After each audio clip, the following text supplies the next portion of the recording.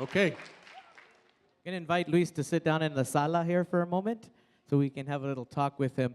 And as he catches his breath, I want to take a moment to also acknowledge some of our dignitaries that are here, especialmente representing the Castellano Family Foundation, Don Alcario Castellano, who agreed to join us this afternoon. Saludos para Al. I understand also Gunderson High School is here. And we welcome you to San Jose. Where's Gunderson High? Come on, throw your hand. Yeah, there you go. All right. All right. We're glad to have you here. And we're gonna do it this way. We're gonna have a little conversation here, and then just in a few minutes, I believe there's a mic, so we'll take some questions from the audience. You'll have an opportunity to ask a question of El Maestro Luis Valdez. And Luis, Yes, you covered a whole range of history in your presentation today. I And usually do it in a semester, but we didn't have the. We had to hurry. Yeah. right. And I'm just kind of, in the way you have, from when El Teatro was founded and over the course of the years, in what ways did you draw inspiration from history for the obras and the things that you wrote? I mean, obviously, it's something that we can't ignore, right? The indigenous history, the history of conquests and so forth. But over the years, how did you kind of harness that to inform your creativity? Well, like a lot of artists, I was working out of instinct. Really, it was a lot of just feeling the way at the beginning. At the beginning, I didn't quite understand why I was interested in certain things. I was just interested in it. Now, knowing now, having had experience, in 1999, my wife Lupe and Lupe is my compañera now for 48. Lupe, take a bow. Stand up. Here we go. Lupe Trujillo Valdez, the mother of our 3 sons, but also a costume designer and an actor and a member of the board of El Theatre Campesino now for too many years. How could I say? Anyway, the thing is that. What was the question I'm thinking of? History and informing Yeah, she and I went to Sonora in '99. I was doing research for Mummified Deer, my play about the Mayaki background, and it was there in Sonora that I became aware of the Yaqui Easter ceremony. All I have of my grandfather, my dad's dad, is a picture of him and his brother in Nogales. But he looks like me. My dad used to say, "You look like my father." I said, "No, what, Mike? But I finally saw a photograph of my grandfather, and yeah, we're all in there. We're in his face, his size. He was short like me. But the fact is that when I went to Sonora with Lupe and saw the Easter ceremony, something hit me like a thunderbolt. It was a realization. My grandfather was in this play as a pascola. No one told me that, but I could see it. I could sense it in my bones that my roots go back to my cultural roots as a descendant of the Yaquis, but also the Yaqui Easter ceremony, which is very theatrical. If you've never seen it, I recommend it to you. You have to go to Tucson, Arizona, or to Hermosillo, Sonora, or down to the Rio Yaqui, to the Valle. But the fact is that it's the root for me. But that goes way back, okay? Before that, after that, I mean, when I was a kid, I got hooked on puppets and stuff. But in terms of theater, when I got to San Jose State, I learned about the early American theater in the early 20th century, the political theater, the Wobblies, the International Workers of the World. I learned about Teatro Tepache during the revolution in Mexico. I learned about Las Carpas. And the fact is that became the huge inspiration for me, the culture of the people, right? And actually, when I first conceived of El Teatro Campesino, there were still orchards out here. And I was thinking of Evergreen. I was thinking of going back to a ranch that we lived and worked at, Evergreen, to do El Teatro Campesino on a flatbed truck in this valley. Of course, it didn't remain the Santa Clara Valley, became the Silicon Valley, and they needed more attention in the San Joaquin Valley, but it's the same thing. The fact is that there are many roots, but they're in the popular culture, where we came from. And whether it's the east side of San Jose, where many of our students come out of, or East Salinas, where I grew up, oftentimes for a lot of our young generation, the path doesn't always seem very clear, I think it'd be great if you could just share. I know you shared a lot of consejos already, but how did you decide, for example, to go theater? And what consejo would you give to our students as they try to find their path, their voice, whether it's for their career or something they want to do for their community? What would you say to that? Well, we all have our lives, and we get motivated in different ways. There are accidents, or maybe not. Who knows? Maybe there's a conscious intelligence, after all, that's guiding everything. I don't completely doubt that either. But the fact is that when I was a kid, 6 years old, and we were picking cotton in the San Joaquin Valley, we weren't there for very long, but I went to a school. That's my first grade. And I used to take my tacos, my mama's tacos, in a little bag. And the teacher glommed onto it one day after school, and she took it, and I needed it for the tacos for the next day. So I asked her, where's my bag? And she said, I took it. And she escorted me into a little room in the back where it was all ripped up, floating in a basin of water. And she took a piece and dipped it into some paste, put it on a mold. And then she said, and I saw that the mold was an animal, it was a monkey. And then she put another one on it, smoothed it out, and finally said, you want to try it? I did, yeah. And I put in another piece, smoothed it out. And at that moment, I discovered one of the secrets of the universe. It's called paper mache. But I knew it was a mask. We're making a mask. And it was already November, so it couldn't be Halloween. What is this for, boy? And she said it's for a play. And the whole school's involved. We need 2 first graders to play monkeys. So I forgave her about my bag, my mama's taco bag. And the next week, I auditioned and got my first role. Man, chango, in la selva, Christmas in the jungle. And I didn't know that the Mayas, use the monkey as a symbol of intelligence. Vamos también. Pero andaba changando, me llevó la changada, as the saying goes.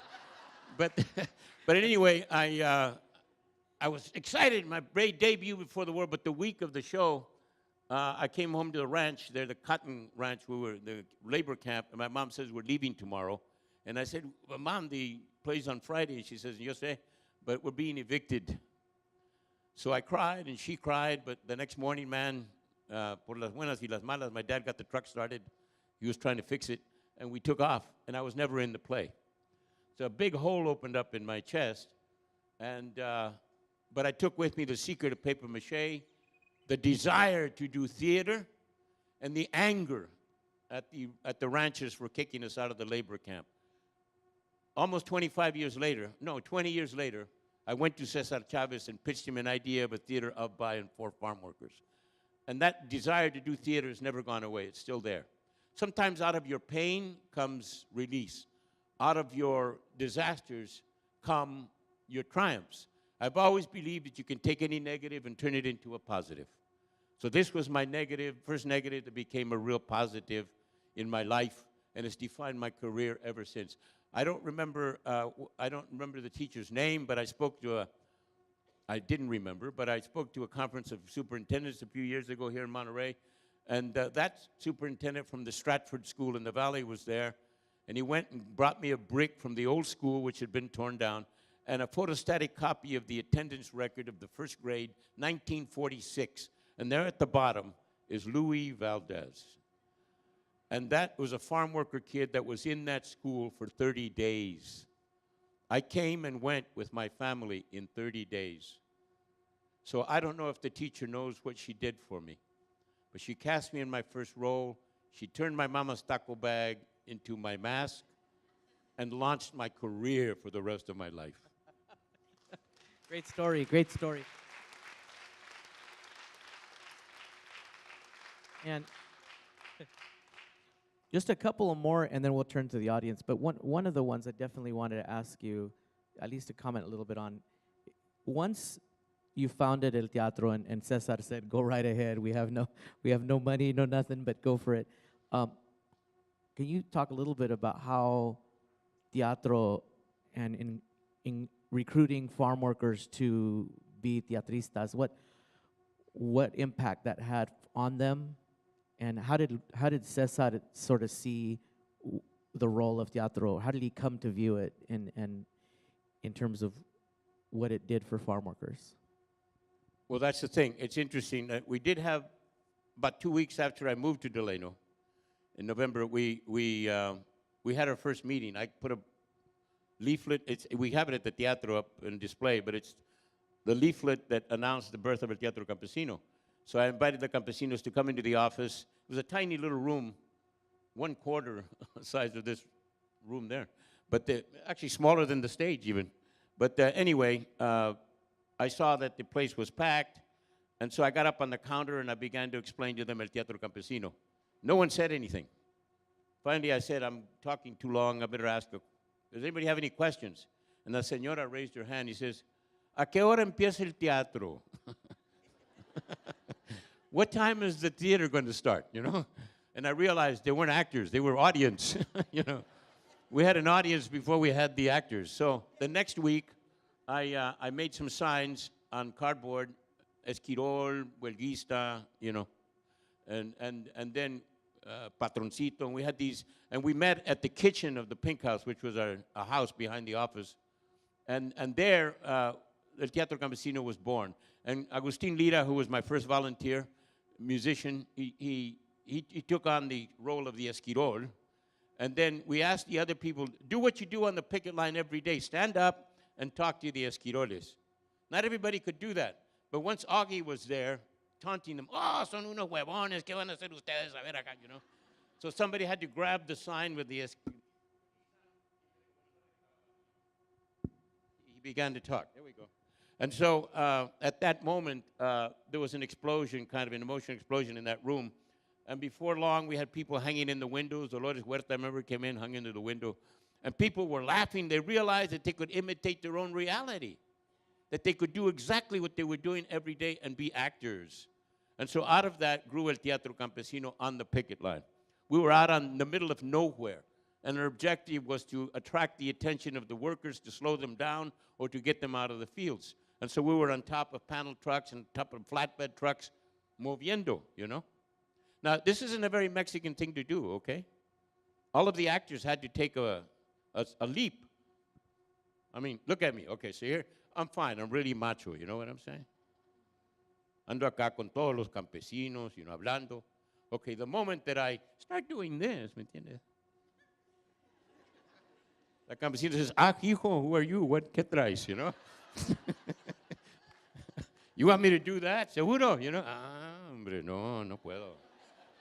Some are too dignified, you know? And you know what? They wouldn't let their wives, they wouldn't let their daughters, they wouldn't let their sisters participate. No, they said, no, con esta bola de, no, como, you cannot. So it took us a while to recruit women.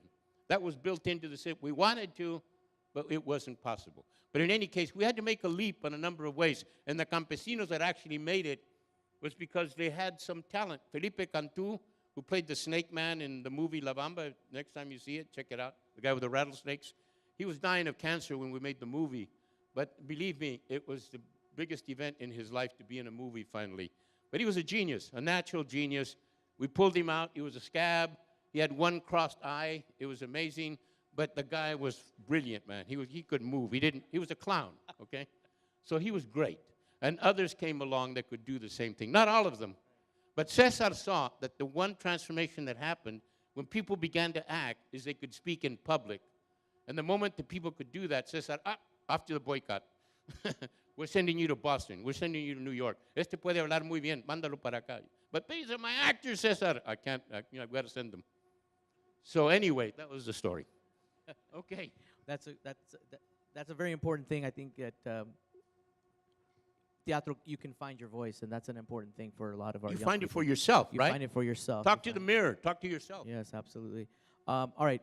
Two questions. Are we ready for? Do some people want to ask some questions? Because I can keep asking a few, but I'm going to ask one about Hollywood, and then one about the White House. So, Hollywood. I know La Bamba had some success as a film, and this is something that I know the National Council of La Raza has been trying to push, that we need to see more brown on the screen, right? More brown people on the big screen, and you've had some success. What do you see as sort of has been the historical barrier for us with representation on Hollywood movies? Why is that important?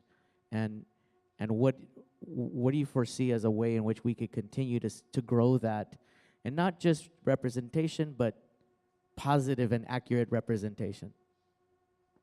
Well, a series of questions there, you know? Yeah, there's a lot. Hollywood is a big subject, you know, it needs to be approached.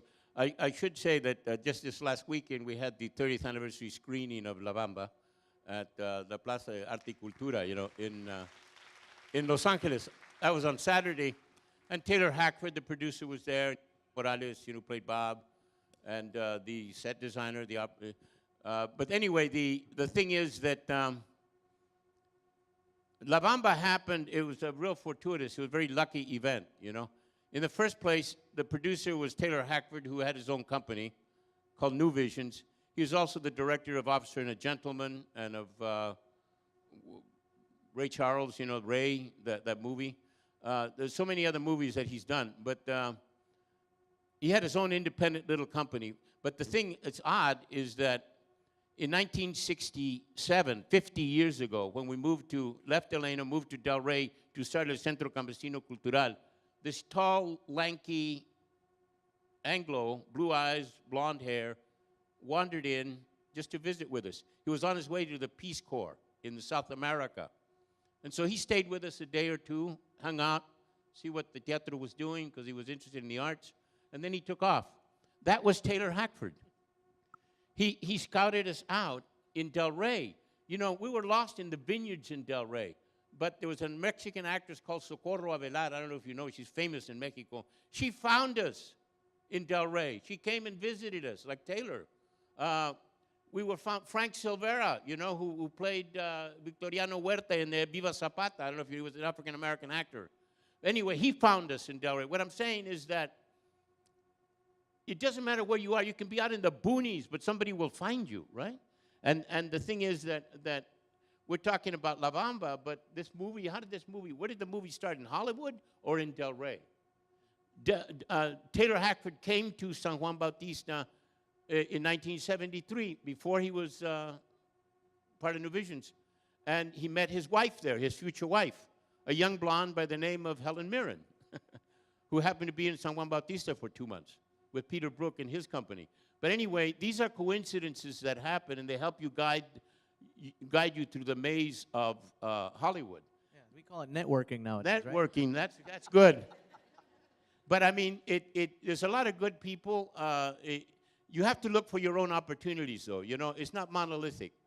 I remember when La Bamba came out, I went to Santa Barbara, and I was being picketed by Chicanos. And I said, why are you picketing me? He said, because you made a Hollywood movie, and Hollywood doesn't respect us. But I said, what do you think this is for? I mean, a shoestring budget. You know, you're criticizing the wrong guy. Go picket the studio bosses. Go picket them. That's where the pressure should be. But the fact is that a lot of people don't understand how Hollywood works at all. It's very complicated, but it's not rocket science. It's just an industry. It's interested in making money. So what we need more than anything now, we've got evolving directors, actors, writers. We need them all, but we need producers. Chicano, Latino producers that understand the workings of money and investment and go out and get the big bucks. That's what we don't have. That's why you don't see Chicano movies, because the people that we go to beg for money aren't interested. They want something basic. The reason that La Bamba came through was because it was a rock and roll movie. It wasn't because it was a Chicano movie. This is a rock and roll movie. Okay, that's viable. That's marketable. The thing is that when you're dealing with Chicanos, the first thing they go to right away are gangs, because that's all they know. You know, or prostitution. That's all they know. So, but the fact is that, you know, the stories that we have to tell about ourselves, to ourselves and to the world, are amazing, you know? And they will continue to make inroads in Hollywood. It's going to take time, take a while. But some of you will find yourselves making movies in Hollywood. Luis, the White House seems so far away from the barrios of the Southwest.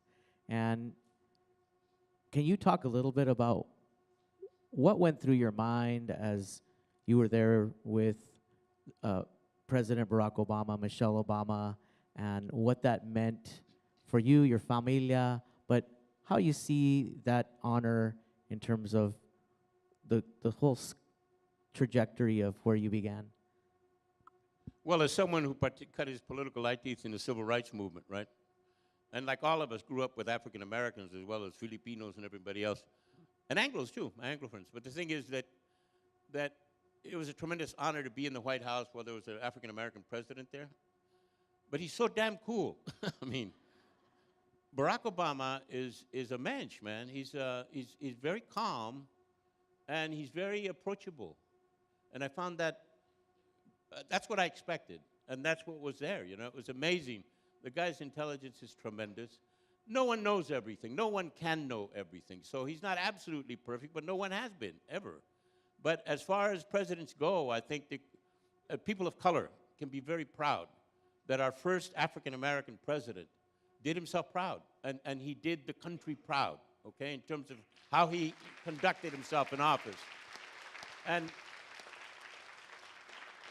the contrast is enormous with Trump now. It's really amazing, you know? T-rump, I call him, you know, the rump community. But the fact is that as an American, you go to the White, maybe not even as an American, but you go as an American, you go to the White House, and you can't help identifying with the place. You say, okay, this is my house too. It's just a house, but this is my White House. And I really, with Barack Obama sitting in the Oval Office, I really felt it's my house. But you know, with Trump in there too, I still feel it's my house. That's why I'm saying, get out of my house, you know what I mean?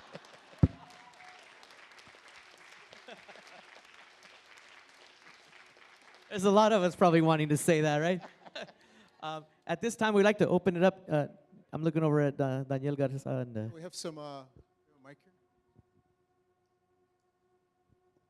Luis, bienvenido to San Jose City College. I'm a faculty member here, and I wanted to ask you, from your perspective, from the Chicano movement to the Soñadores movement, we're going to be seeing a Luis Valdez theater coming forward with this new civil rights movement with the Soñadores, the dreamers, what they're living.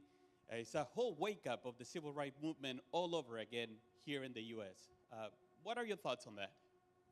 Well, I think the Soñadores, I mean, they're today. I mean, that's what's happening today. They're the children of immigrants. I understand the whole argument. I don't know why there is a problem. They should just be automatically granted citizenship. Of course, that's easy for me to say. But I don't want it just to end there, you know, because my Chicano experience has also been to develop a relationship with Mexico in the opposite direction. So I've been telling people I'm the opposite dreamer. I'm the dreamer in the opposite direction. Now, I mean by that, my people came from Sonora. They came from very close to the Arizona border. Caborca and Altar are within stone's throws, you know, of the border. But the fact is that as a Mexicano, as a Chicano, I wanted to relate to Mexican culture. And the teatros did. We went back there in '72. We went back in '74. And through the movies and the work that I've done in Mexico, I've gotten to know the intelligentsia. I've taught at the UNAM as a profesor catedrático. And the thing is that when we did Zoot Suit, the world premiere of Zoot Suit in Spanish in Mexico City, they told me, don't expect the response you got in LA, you know, this is Mexico. Well, we got the same response too. We got, the raza was sitting in the aisles, man, and they still have it. They have it in repertory. The National Theatre comes, they're going to do it again very soon in Spanish. But I got paid for it. I got royalties. I was hired. I was an immigrant working in Mexico. Not an immigrant, a dreamer, you know, working in Mexico. And the thing is that they understand what Chicano, some of them understand and some don't. But the fact is that we're the reverse. I believe in straddling the border. I believe in working in all of America. Not as a predator, not as a multinational corporation that goes down there try to get as many bananas as I can out of Latin America, but as an American, a continental American that wants to do business in the continent and with all the human respect that that requires.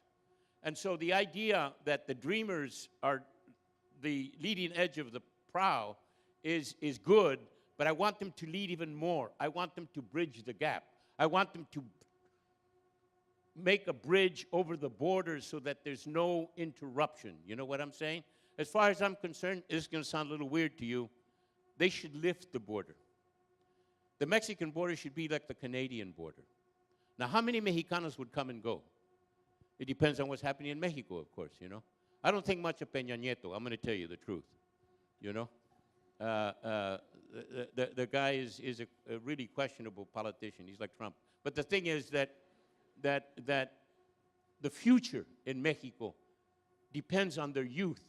And half of the population in Mexico is under the age of 25. They're more productive, more creative than a lot of countries on earth now. Mexico is a country that has its horizons wide open toward the future. And believe me, Mexico is going to be something that has to be dealt with. And the dreamers are the sign that something good, something great can come out of this that bridges the gap that is the border. Thank you for that. Do we have another question? We have a young lady right there that. Hi, I'm Samantha, and I'm from Gunderson. And I would really like to know, is it true that you worked with the Mime Troupe in San Francisco? What's this? The Mime Troupe? The Mime Troupe. Yeah. It's true? Yeah, I joined the San Francisco Mime Troupe in '64, late '64. And I just finished directing the Shrunken Head of Pancho Villa here at San Jose State as a postgraduate. And I went to San Francisco, moved into the Haight-Ashbury. Before it was psychedelic, okay? It was a working class neighborhood and the rents were cheap, you know? But pretty soon we started to realize that there were a lot of people, a lot of young artists and poets, and, you know, we had parties every night in the Haight-Ashbury with other instruments, you know? But well, acid came in, you know, it was amazing. But the thing is that the Mime Troupe was the epicenter of the Cultural Revolution that was happening in San Francisco and on the West Coast. So Bill Graham was our business manager, and we had a performance of a play that I was in called Il Candelaio, which was written by Giordano Bruno back in the 16th century. Giordano Bruno was burned at the stake by the Spanish Inquisition, or the Italian Inquisition, for heresy. But he was a playwright, and he wrote this play called Il Candelaio, the candle maker. And so they adapted it for the Mime Troupe, and then I was one of the characters. I was a briguela character, and this was my first role doing Comedia dell'arte in the parks, you know. But it so happens that the San Francisco police, for some reason, said the play was obscene. It wasn't, but they said it was obscene. There were no dirty words in it. There was one character who supposedly urinated in his pants, and he did this against the curtain. He did this. That was it. And the moment that he did this, the cop said, "All right, this is obscene. We're coming and we're breaking this up." And so Ronnie Davis, who was the artistic director, I was the one who was supposed to come out and introduce it, but I would have been busted. First man out was going to get busted. So Ronnie Davis took my mask, and he went out, and he was busted. So out of that came a big fundraiser. Bill Graham said, let's throw a big fundraiser at the Mime Troupe Loft. They had some new bands, Country Joe and the Fish, the Warlocks, who became the Grateful Dead. Anyway, all the rock bands. And Bill Graham said, wow, okay, I got these bands, and I got a space, and I got all these people coming. So he rented the Fillmore Auditorium for the next fundraiser, and he said, the hell with the Mime Troupe, I'm going to go into the rock business. So he became Bill Graham, the rock impresario. And there was a young Chicano who crawled into the roof just to get into the Fillmore Auditorium, and his name was Carlos Santana. So in other words, I was in San Francisco at the time that the Cultural Revolution was just starting to explode. So I was a hippie, and wore my Cuban beret, you know. And I went to Delano with my Cuban beret until somebody said, you look like you're a Cuban-trained communist. So I took off my beret, you know, and I put on my sombrero. Any case, yeah, I was in the San Francisco Mime Troupe. Wonderful, wonderful. As we get another question going. Al has a question over here. Mira. Alcario Castellano. Alcario Castellano. You guys know, big hand for Alcario and Carmen. Now, some of you know of the Castellano Fine Arts Center, and that's always Carmen's building, and Al said, I don't want my name on it, but Al is a member of our community for many years, and of course, you're always a part of our familia, so Al, what do you have to say? I'm 83 years old. I was born in America, God bless you, Al. and I came from the barrios. When I came to California, I didn't even know any English. I got here when I was 9 years old. But in my 83 years, I have witnessed a big change in America. And I got to say that Luis Valdez is one of the few Latinos that I know that have really done great things for us. And I really want to thank him, and I appreciate what he's done and what he keeps on doing. And I think not only every time I see him, I learn something from him, and I think all of us today are learning something from him. And I want to thank you, Luis. Thank you very much. Thank you, Al. Yeah. Al and Carmen, I mean, se ganaron la lotería. Everybody knows that, right? But the thing is, what's beautiful is that they could have marched off and gone somewhere else, right? They could have been in the Bahamas. No, Carmen and Al have become what they always were, community benefactors. And so they have used, their advantages to help everybody else. They've been friends of El Theatre Campesino, and they're setting galleries. They're an example for the future, As the rest of you begin to make your millions in everything that you do, think about Castellano and Carmen Castellano, what they did for the community, because that's what it takes. Yeah. We got to give back. We got to give back. Yeah. And Carmen, she, those that don't know, she worked here. She was a member of our classified. She was a member of CSEA, and she was a peleonera here when she worked here for many years. And she never forgot us. So when Al came home with that lotto ticket and that lucky lotto ticket, it rained on our community goodness because they're good people, and we have them to thank. Luis, we got one more, a young lady here, or parece, sí, gracias. Hi, how you doing? Pronto, porque se acaban los tamales, Well, I too want to thank you. I mean, I was like, I don't know, maybe 8 years old when I watched Zoot Suit on the big screen. And it was the first film where I actually saw my people, Chicanos, on the big screen, dealing with what I dealt with, a Chicano with immigrant parents. And that was just amazing to me to see that. And ever since then, I've been wanting to write. I've been, voices all cracking up here, talking to an idol here. But ever since then, I've been wanting to write. I'm an aspiring screenwriter outside of my actual job. And what advice would you have for someone who wants to do that, for an aspiring Chicano screenwriter? What advice do I have for you? Well, keep writing. I mean, that's how you do it. You keep going. But there's something else, and I think we need to understand, talk about the paradigm shift, that there's been this tremendous shift in the world. And we all know Facebook and our computers and stuff, and that's fine. But there's something else that's been happening that's related directly to the teaching and the practice of the arts, is that the world in general has gotten more artful. It has to be. And as you carry your phone, and if you load something on, post something, or you're dealing with visual images, or you're putting emojis in there, or you're describing something, you are already in the creative process, okay? You're engaging technology and engaging human communication on a level that nobody was privileged to do so 20 years ago. You're in a new world now. And that world will only continue to improve, which is to say, everybody needs to be a teledramatist, okay? The teaching of drama or the teaching of storytelling or structuring is not just something that will amuse you. It's something that you need to know in order to be able to navigate your way through the news today.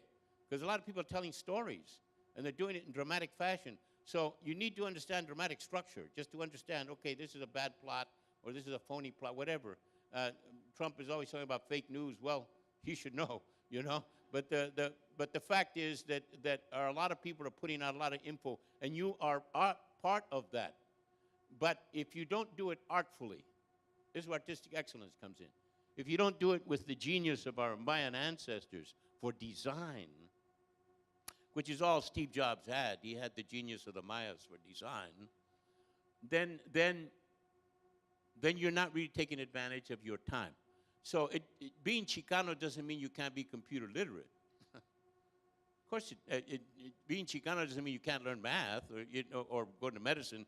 It means you have to work with what you've got, like everybody else. But the fact is that if you bring some artistry to play and some sense of story and some sense of structure, it will help you in modern life, because we're all much more theatrical now than we've ever been.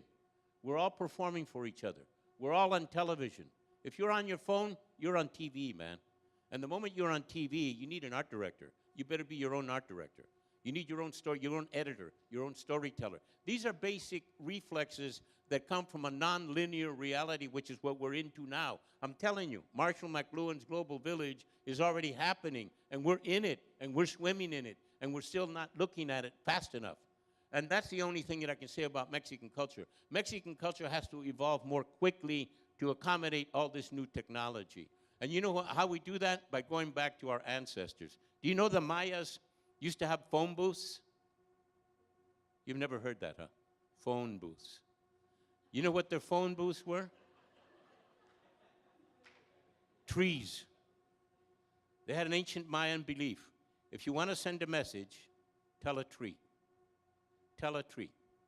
And distance, you know, is measured by, well, the word, well, it gets really complicated, you know. I won't go into it. I need to teach a class here. You know, that's what it needs to do. All right, you guys heard it. But the fact is that, but I charge $1,000 an hour. You know, that's the problem. No, I'm just saying that it needs some elaboration. You can find this out for yourself. Discover the Maya. There's a lot of information out there. But the idea of the tree, you know, the teledramatic, telegraph, telephone. The word tele in Greek means distance, but it also means distance in the Mayan language, in Maya Yucateco. And they break it down even further. Te is a tree, le is a leaf. And so as a tree falls from a leaf falls from a tree and floats in the wind, that's why you can tell a tree to pass a message for you, because trees communicate. Actually, it isn't through the leaves, it's through the roots. Trees communicate through the roots. I don't know if you read that, or if you studied your botany. They communicate with each other. So if you tell a tree, they will tell each other. And just like Tesla discovered that there were untapped sources of human energy, there are untapped ways that we can communicate with each other. But we just haven't caught up with the Maya yet. We just haven't caught up with our Mayan ancestors. They're the guide into the new technology. We need to rip off this mask of colonialism that says you're Latinos and you're colonized and you're mano de obra and you're idiots and you're indios y no saben nada, quítate burro. We need to take that mask off and say, I'm a Winiklil. I'm a vibrant being. I'm the source of America. All right. Yeah. Luis, I got one last one, and you kind of hinted at this question, which, how do I put this? I'm celebrating my 20th year teaching Chicano studies at City College, and before my time comes, I would love to see Chicano theater on this stage again. And before will you be a source of guidance for us as we try to do that? I think us in the Theatre Campesino can help you, okay? I can just collectively, I think there should be, you know, teatro activity here in San Jose. Was one of the areas where Teatro Chicano started first, you know, besides, well, with me, obviously. But then after me, we had the Teatro Campesino. Teatro Urbano started at San Jose State. So there's always been teatro activity here. You know, Tenaz, we had our meetings here. But the fact is that we need new generations to come along. Not to repeat what we've done. You don't need to repeat what we've done, sing the old songs. You don't need, maybe for nostalgia's sake, you can do that. De vez en cuando un de colores, you know. Que te quita, you know. But the fact is that you need to create your own sound, your own voice to take us into the future. Renew, regenerate. You know, that's what the Mayans believed in. You didn't die, you were reborn. You know, we believe we're Christians also, that we believe in El Cordero de Dios. Well, the Cordero's a little lamb, right? And they killed the lamb, so they killed Jesus. They didn't have that kind of sacrifice. They practiced human sacrifice. They didn't have that image of God in the Mayan calendar. The Mayan, when you died, you became the corn god. You became the corn god. And they took your seeds and put them in the ground, and you resprouted again. That's what we need with every generation. Our generation will eventually die out. Let's face it. I'm 77. I'm not as old as Al, you know. Castellano. Oh, he took off. Okay. But I'd like to be. I want to be, you know. But the thing is that we're not here forever. So what? You're here. And your children will be here. And your grandchildren. We need to pass the torch. That's all. And we need to regenerate. And the way you regenerate is go back to the roots. Go back to the roots, stay humble, and believe in yourself. Adelante. Yay.